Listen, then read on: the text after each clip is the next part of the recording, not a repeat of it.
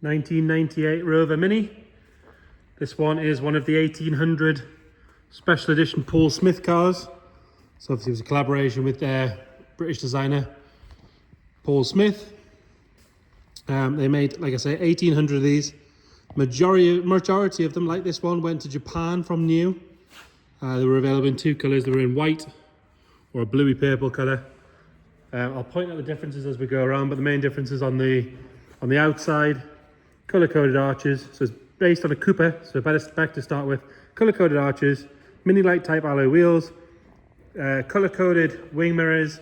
They came with this really lovely Paul Smith badge, which is, I believe, real gold.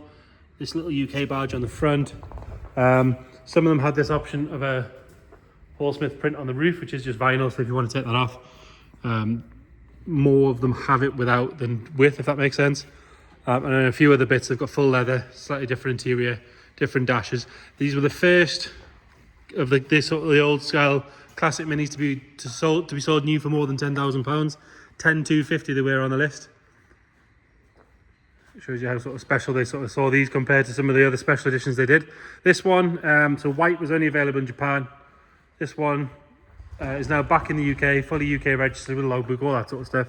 If you check the description, we'll detail when it came in and everything we know about the car. Let's start by having a look at the bodywork. If we start on this front driver's side, if you look down here, you can see nice and straight. Panel gaps are good going down there. Along this seam at the front, which can be a bit of a troubled area, you can see lovely and clean around there. Inside the arches again, nice and tidy. Plastic arches, but they are colour coded on a Paul Smith.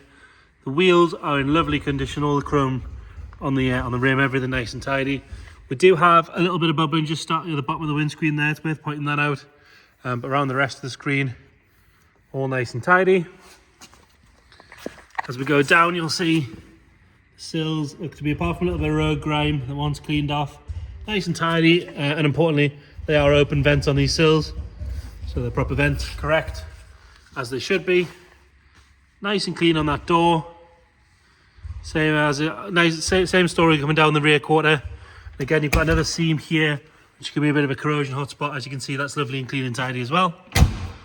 Inside there, we can see the subframe mounts. Again, nice and clean, tidy, just as they should be. Another good wheel. Coming round onto the back and sort of around the hinge areas, the bottom of the lights, it's normally again another bit of a rusty area. That's all nice and straight. And you've got a little bubble just starting on the bottom of the screen there. Have a look under that rear bumper. Again, clean and tidy. You can see the bottom of the battery tray. Obviously stainless steel exhaust on there as well, so it's nice and level in the centre. Coming round on the passenger side, if you look up this side again, nice and straight. Panel gaps are good. Have a look on the sill on this side. See where that subframe mounts. Like I say, open vents both sides. Does have a bit of mud from well, actually from where we've just picked it up this morning, so we will get that cleaned off. Again, if you check this seal here, nice and clean, nice and tidy. Have a good look at the roof from here. Obviously it has this Paul Smith print in vinyl on the top, but inside the gutters, all nice and clean in there. No sign of any corrosion coming through or anything like that. Continuing our way up, again the bodywork, there's no scratches or dents or anything to note on that side. Really, really good. Come up to this section again on the front arch, nice and clean. This side of the screen is a lot better than the other side. Obviously we had those little bubbles popping through. Nothing around the windscreen wipers, nothing on this side or along the top. All good along there. And then coming around at the front again, like I said, on the other side, this seam is where you want to check. You can see nice and fresh, just like it should be. Underneath the front bumper, again, that's tidy.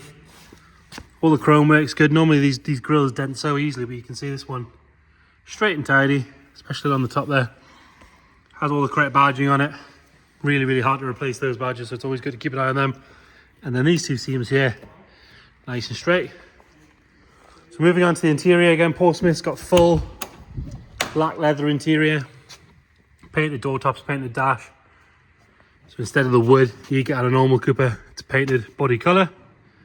Driver's seat, really nice and tidy. No signs of any real wear there at all. The seams are good on the bolsters. Seats are nice and firm, they're not sort of shiny from overuse. Rear bench, lovely and clean and tidy. Be easy to believe that they just don't get used on them any, do they? Headlining, all good, no sign of any stains or marks. There's no funny smells in here or any signs of any moisture. Steering wheel's nice and clean. It does have an aftermarket Mini Cooper style knob on it. Again, easy to change back to standard if that's what you want to do. One of the advantages of a Japanese car is they've got a slightly different heater system. So we've got your normal Mini controls down here. The Japanese ones all had air conditioning as standard. It was a very expensive option in the UK, but in Japan that came as standard. And we do have an aftermarket Pioneer head unit in there. It's showing 1,300 kilometers. If you check the description, we'll detail what we have as well as sort of service history and things like that to prove that. But again, just check that description. On the top of the dash, again, Paul Smith's got a leather dash top. Lovely and clean and tidy along there. And again, one of the other additions on a Paul Smith was green tank, which goes with the glove box and the barging, which I'll show you in a second. It has the boot tidy still in place and the boot floor, which is normally missing by now. Again, lovely and clean and tidy in there. No holes or anything nasty to note. And then passenger side, again, like I say, on a Paul Smith, one of the easiest ways to check. You should have a green glove box and your plaque, which this one has. Passenger seat, lovely and clean and tidy. Even the grain's really obvious and soft. It's really, really good. Carpet set's nice and dark. And then on these later ones, once Charlie's got the bonnet popped up. Hard work on it. Yeah. Cooper engine, so it's the MPI, the 1.3 injection engine. Looks to be nice and standard with the exception of a couple of hoses that have been replaced with blue ones. Charlie's going to start that up for us. Straight away it fires up on the button. You've still got some of your Japanese stamps in there. We look underneath, it's not dropping any fluid or anything like that. Nothing nasty flying out the exhaust at the back. Does sound good on that little stainless steel exhaust. So there you have it, one of 1,800. Quite rare in manual. There was a lot of automatics sold in Japan. Mini Cooper Paul Smith. If you've got any questions at all, please get in touch. Thank you.